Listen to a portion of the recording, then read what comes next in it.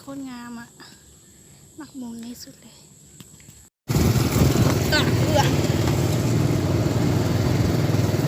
โอ้ไตไฟแบบเสียบ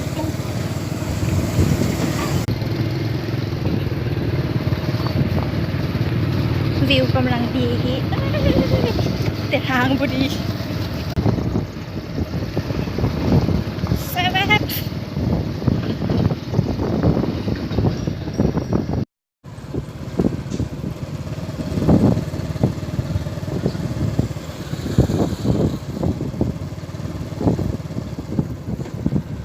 สิซื้อใส่นี่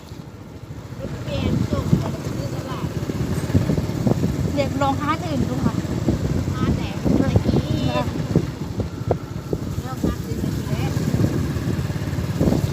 โหทางโคตรยากผมเพื่อนเลย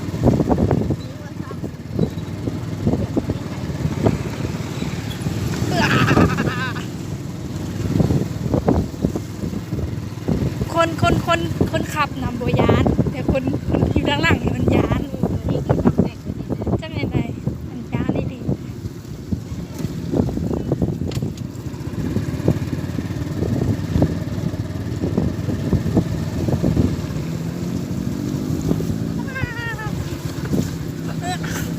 เจ้าก็ไปทางดีๆนี่ทุกตามหลังนั่นนะ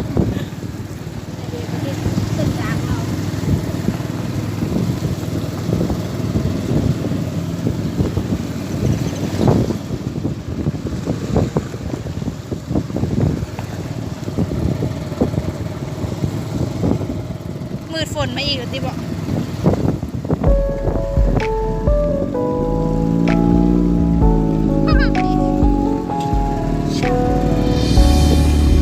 อยู่ตลาดตัวนี้ว่ะกว่าจะผ่านจะพ้นวันเวลาที่จะยอมรับว่าไม่มีเธอมันไม่นานมันช่างยากเย็นต้องเอาความเป็นทุกข์สร้างเป็นพลังเปลี่ยนเอาความผิดหวังเป็นกำลังใจต้องเอาความคิดถึงที่มี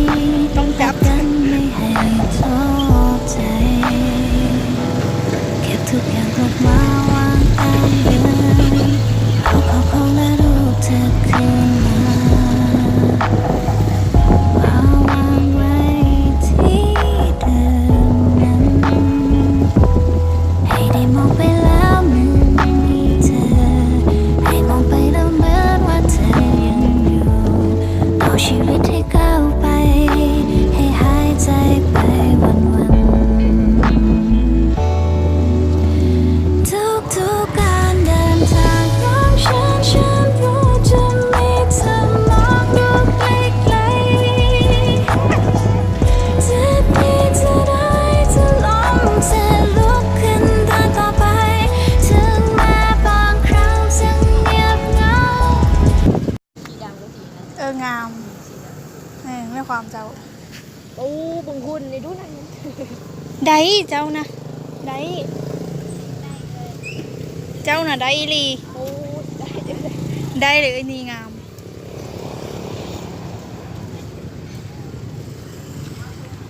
สีดำมักสีดำอะไรก่อนสีแดงก็งามสีด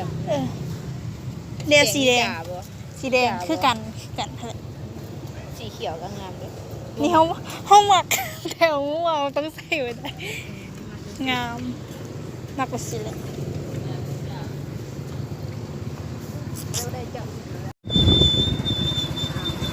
กลับบ้านเราโอ้โคตรเท่โคตรปื้มเลยคนขี่รถเฮียเลย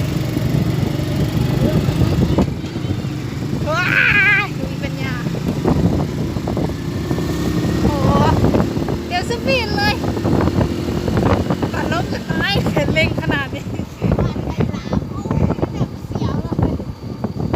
หมูเขาขี่รถก่อนยกโป้เลยแต่เอาโบปลาแล้วขี่รถเขาย่านตาย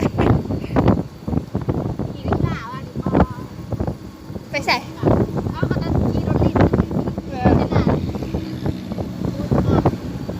ขี่ใส่ว่าขี่ได้สบายขี่มาหอด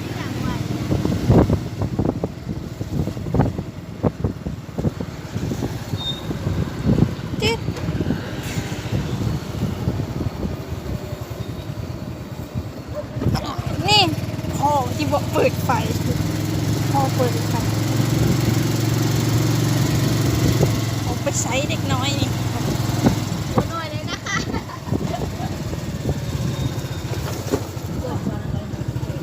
เปิดฟังเลยฟังเลย